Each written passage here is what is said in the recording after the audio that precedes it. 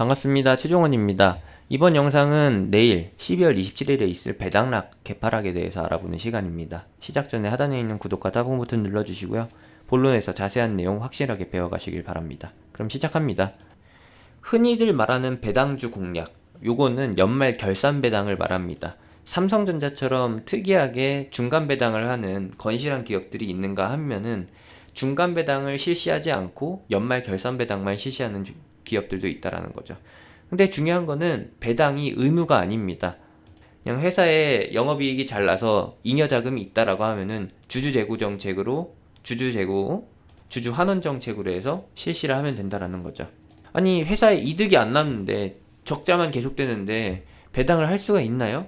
없죠. 그런 기업들이 덜어 있기 때문에, 아니 많기 때문에 의무 실시가 아니라는 거. 이렇게 보면 또 시장, 증시는 기업 편이네요. 흘려들여 주시고.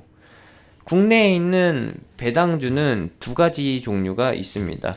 무엇이냐라고 하면은 중간 배당을 실시하는 기업들이 있고 결산 배당을 실시하는 기업들이 있다. 여기에 예외로 배당 안 하는 기업들도 있고. 요건데요. 여기서 또 두 갈래로 나뉩니다. 결산 배당에서 두 갈래로 나뉘는데 무엇이냐면은 1. 사전 공시하는 기업.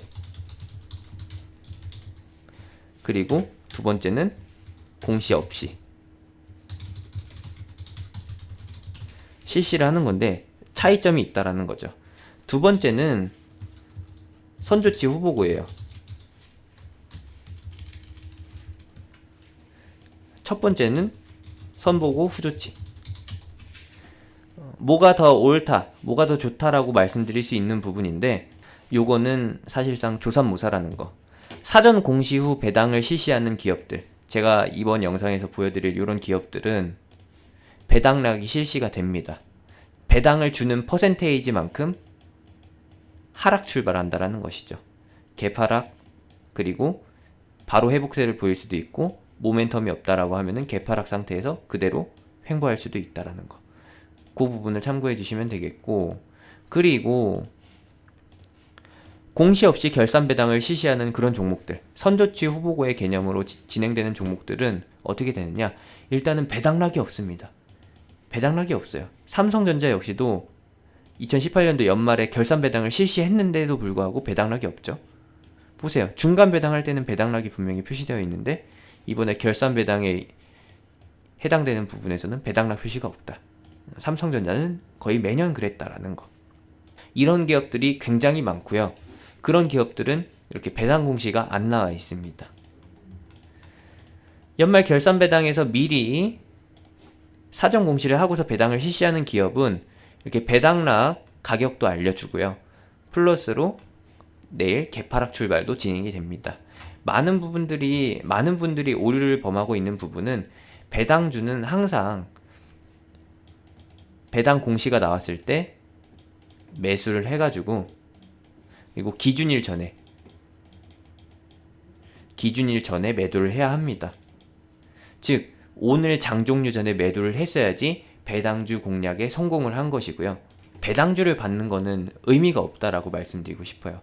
왜냐면은 배당은 어떤 식으로 진행되냐, 현물 배당과 주식 배당으로 진행이 됩니다. 두 가지 형태로 진행되는데 현금 배당을 실시한다라고 해서 계좌로 현금이 들어가는 게 아니에요. 계좌에 현금이 꽂히는 게 아니라 들어갈 현금만큼 주식으로 간다라는 겁니다. 현금으로 주지 않고 주식이 입고되는, 요것이 국내의 배당 시스템. 그리고 주식으로 환원될 수 없는 짜투리 부분은 진짜로 현금으로 입금이 되게 되는데 이 부분이 굉장히 소량이다라는 거. 이걸 확실히 알아주시면 되겠고, 이걸 통틀어서 현물 배당이라고 하는데 시스템은 사실상 무상증자와 똑같습니다. 무상증자 때 어떻게 되나요? 무상증자 권리락이 걸리게 되면은 무상증자 비율만큼 개파락 출발하죠. 배당 역시도 마찬가지. 사전 공시가 진행된 종목들은 어떻게 된다? 무상증자 방식과 똑같이 개파락 출발하게 된다. 왜? 현금으로 주는 게 아니라 무조건 주식으로 주기 때문에. 이 주식으로 주는 게 기존에 회사가 가지고 있던, 회사가 보유하고 있던 주식을 주는 게 아니라 새로 찍어서, 새로 발행해서 주는 거기 때문에, 신주가 발행되는 거기 때문에 기존 주식이, 기존 주가가 희석되게 되는 거죠. 이 기존 주가가 희석되는 거는 현물 배당과 그리고 무상증자 뿐만 아니라 모든 증자 방식은 다 주가 가치가 희석되기 때문에 개파락으로 출발한다라는 거. 배당 역시도 똑같다라는 거. 확실하게 알아주셨으면 하고요. 이게 근데 왜 내일 배당락이냐? 한국의 거래 시스템은 참 특이합니다. 다른 나라도 마찬가지지만 D-2, 3거래일 시스템 또는 2영업일 시스템으로 불립니다. 계좌에는 D-2라고 표시되는 경우가 있고요. 출금을 막기 위해서 금융거래에서 발생될 수 있는 사고를 예방하기 위해서 예방한다라기보다는 중간에 발견하고서 바로 고쳐잡기 위해 도입되어 있는 안전벨트의 개념인 거죠. 과거에는 이제 전광판 보면서 수기로 작성해가지고 창구에서 막 매수 주문, 매도 주문 넣고 했어야 되는데 지금은 그것도 있었고 그것도 있고 그리고 HTS나 MTS로 모바일 거래나 PC로 거래를 하잖아요. 최근에 바뀐 거는 이제 종이증권, 실제 창구에서 매매하는 방식 일부가 사라졌다라는 거. 요것인 거고, 과거에 이 종이증권이 있을 때 가짜 위조 지폐 만들듯이 종이증권을 위조해가지고 매매를 하는 거예요. 내가 삼성전자에 주식이 하나도 없음에도 불구하고 삼성전자의 위조증권 100개를 만들어서 주문을 넣잖아요. 그러면 얼마예요? 과거에 100만원씩 했었으니까 100개면은 1억이죠? 1억짜리 위조 지폐를 가지고서 은행에 가서 환전을 한 거랑 똑같은 거죠. 출금하는 거랑 똑같은 거예요. 주식시장에서도 이러한 사기가 있었기 때문에, 존재했었기 때문에 출금 제한을 걸어둔 것이고요. 그때 생긴 시스템이 지금도 반영이 되고 있다. 웃긴 거는 지금은 종이증권이 사라진 지 오래인데 계속해서 출금 제한, 금융 사기나 혹은 사고 사례를 막기 위해서 진행되고 있다라는 거. 대표적인 사례는 무차익 공매도, 삼성증권의 무차익 공매도 사건과 같은 그런 것을 막기 위해서 존재하는 것이죠. 앞으로도 그런 사건이 또 일어나지 않는다라는 보장이 없기 때문에 아무래도 이제 D-2 제도, 2영업일, 3거래일 제도 이런 거는 계속해서 존재할 것이다. 배당락도 마찬가지입니다. 출금뿐만 아니라 배당락도 D-2 제도 요게 반영이 되어 있는데 실제 배당 기준일은 12월 31일로 표시되어 있지만 실제 주식시장에서 연말 거래일은 휴장한다. 그리고 이 기준일은 실제로는 31일이 아니라 30일이다. 여기가 기준일인 것이고요. 이 D-2 제도에 의하면은 오늘이 매수해야 할 마지막 날이라는 거. 오늘까지 보유해야 배당을 받는 거고요. 오늘은 권리가 확정되는 날이고, 그리고 내일은 확정된 부분이 실제로 반영되는 날. 그래서 배당을 주는 퍼센테이지만큼 주가가 하락한다라는 거. 확실하게 알아두셨으면 하고요. 연중에 실시되는 모든 종류의 증자, 권리락이 발생되는 이벤트는 다 똑같습니다. 기준일에서 하루 전날이 개파락 출발하는 날이라는 거. 그리고 이틀 전날이 그 권리를 받을 수 있는 확정일이라는 거. 무상증자를 받으려면은 기준일에서 이틀 전까지 매수를 완료해야 되는 거고요. 그리고 그 다음날에 개파락 출발하는 것도 확실히 알아두셔야 되는 거고. 유상증자도 마찬가지로 기준일이 30일이라고 하면은 이틀 전인 26일이 무엇이다? 권리 확정일.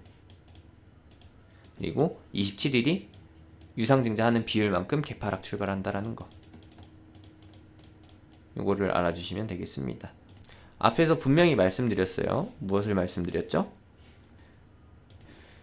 사전에 공시한 후에 배당을 실시하는 기업들은 내일 배당락이 실시된다라는 거. 그리고 너무나 뻔한 삼성전자 같은 종목들, 결산배당 공시를 내진 않았지만 결산배당을 하는 종목들은 미리 알고 있는 사람들이 매도할 수 있다라는 거. 그것도 참고해 주시길 바랍니다. 그럼 확실하게 배우셨죠? 아까도 말씀드렸지만 결산배당 공략 방법은 결산배당이 나왔을 때 공시가 나왔을 때 이때 매수를 해서 권리락 전날에 매도해야 된다라는 거. 권리락 전날에 어떤 효과가 발생되느냐? 배당을 주는 만큼 상승한다. 플러스 된다라는 거. 대신 권리락 당일에 가면은 이 플러스 된 만큼 도로 하락한다라는 거. 퍼센테이지만큼 하락한다라는 거 확인해 주시고요. 이후에는 어떻게 되느냐? 이제 일반 기업들이 있고, 일반 기업들이라고 하면은 실적주라고 해야겠죠? 실적주가 있고 테마주가 있는데, 테마주는 사실 배당하는 경우가 그렇게 많지 않거든요. 근데 이 테마주는 배당에 의해서 하락한 부분이 본 테마의 이슈에 의해서 바로 회복될 가능성도 있어요. 이런 종목들이 있는가 하면은 일반 실적주는 배당락만큼 개파락 출발한 이후에 그 주가가 그대로 유지되는 경우가 있다. 모멘텀이 계속해서 부각을 받는 상태였다라고 하면은 횡보를 하지 않고 개파락했던 만큼 바로 회복을 합니다. 하지만 그렇지 않은 종목들이 더 많다라는 거. 그러다가 결국에는 입고일이 돼서 입고일날 입고된 물량이 시장에 매물로 나오게 되면서 시장가 매도나 혹은 차익 실현 매물로 나오게 되면서 매도세로 나오게 되면서 또 하락이 되게 된다. 이런 종목들이 굉장히 억울한 거예요. 그 전에 모멘텀이 다시 한번 부각이 돼서 개파락했던 부분이 만회가 되게 되면은 어떻게 되느냐? 이렇게 가다가 입고일에 가서 한번 또 휘청이게 되고 다시 한번 원래 주가로 돌아오게 된다. 요게 권리락이. 그리고 요게 입고일. 삼성전자처럼 권리락이 없는 종목은 입고일에 가서 한번 퍼센테이지만큼, 배당률만큼 하락하게 됐는데, 다른 종목들도 이 부분을 대입해서 참고해 주시면 되겠고요. 이번 영상을 통해서 배당락에 대해서 확실하게 배워가셨으면 하고, 배당락 이후에 발생될 수 있는 흐름도 체크해 두시면 되겠고요. 다음 연도에 있을 배당주 공략은 이 부분을 참고해서 확실하게 진행해 보자. 해도 되고 안 해도 되는 부분이다 라는 것까지 덧붙여서 말씀드리면서 마무리하도록 하겠습니다. 방금 힌트를 드렸는데 테마주 같은 경우에는 배당을 실시하는 경우가 거의 없습니다. 하지만 배당을 실시하는 경우에는 권리락일에 개파락이 출발된다라는 거, 개파락이 나타난다라는 거, 그리고 테마에 의해서 바로 V자 반등이 실시되기 때문에 권리락일에 개파락하는 이런 종목들 공략해 볼 수가 있다라는 거, 요걸 말씀드리고 싶었고요. 요거는 그렇게 타이밍이 길지가 않습니다. 개파락하는 날이 27일이고 그 주가가 유지되는 게 굉장히 짧기 때문에 30일 또는 1월 2일, 1월 3일 정도기 때문에 그 이후에 바로 이런 식으로 진행이 될 수 있다는 거 참고하시면서 매매 활용하시길 바라고요. 이런 종목들 공략하고 싶다, 같이 해보고 싶다 하시는 분들은 제가 운영하는 톡방에 미리 들어오셨다가 타이밍이 됐을 때 같이 한번 진행해 보시면 좋을 것 같네요. 제가 운영하는 톡방 링크는 하단에 있는 영상 정보, 그리고 댓글에 영상 끝나고 나오는 아이콘 클릭해서 타고 들어오실 수 있습니다. 영상은 여기서 마무리하도록 하겠습니다.